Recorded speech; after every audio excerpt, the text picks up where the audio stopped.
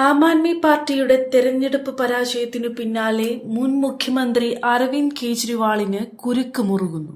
കേജ്രിവാളിന്റെ ആഡംബര വസതിയുമായി ബന്ധപ്പെട്ട പരാതികളിൽ കേന്ദ്ര വിജിലൻസ് കമ്മീഷൻ അന്വേഷണത്തിന് ഉത്തരവിട്ടു. കേന്ദ്ര പൊതുമരാമത്ത് വകുപ്പിനോട് വിശദമായ അന്വേഷണം നടത്തി റിപ്പോർട്ട് നൽകാനാണ് കേന്ദ്ര വിജിലൻസ് കമ്മീഷന്റെ നിർദ്ദേശം.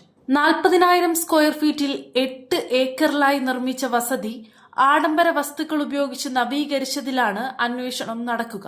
ഡൽഹി പ്രതിപക്ഷ നേതാവായിരുന്ന വിജേന്ദർ ഗുപ്ത അന്വേഷണം ആവശ്യപ്പെട്ട് പരാതി നൽകിയിരുന്നു. അതേസമയം മന്ത്രിസഭാ രൂപീകരണം കഴിഞ്ഞാലുടൻ ആം ആദ്മി പാർട്ടിക്കെതിരെ ആഞ്ഞടിക്കാനുള്ള തന്ത്രങ്ങളാണ് BJP മെനയുന്നത്. മന്ത്രിസഭയുടെ ആദ്യ യോഗത്തിൽ തന്നെ ആയുഷ്മാൻ ഭാരത് പദ്ധതി ഡൽഹിയിൽ നടപ്പാക്കാനുള്ള തയ്യാറെടുപ്പുകൾ വേണമെന്ന് ഉദ്യോഗസ്ഥർക്ക് നിർദ്ദേശങ്ങൾ നൽകി. മോഹല്ല ക്ലിനിക് ഉൾപ്പെടെ ആരോഗ്യമേഖലയിൽ AAPക്കെതിരെ അഴിമതി ആരോപണങ്ങളിൽ ഉടൻ അന്വേഷണം പ്രഖ്യാപിക്കാനും നീക്കമുണ്ട്.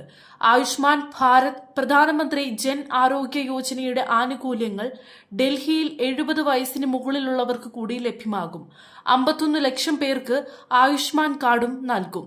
പദ്ധതി ഡൽഹിയിൽ നടപ്പാക്കാൻ നിർദ്ദേശം നൽകണമെന്നാവശ്യപ്പെട്ട് കഴിഞ്ഞ വർഷം BJP MPമാർ ഹൈക്കോടതിയിൽ നൽകിയ ഹർജി തെരഞ്ഞെടുപ്പ് വിജയത്തിനു പിന്നാലെ പിൻവലിച്ചിരുന്നു.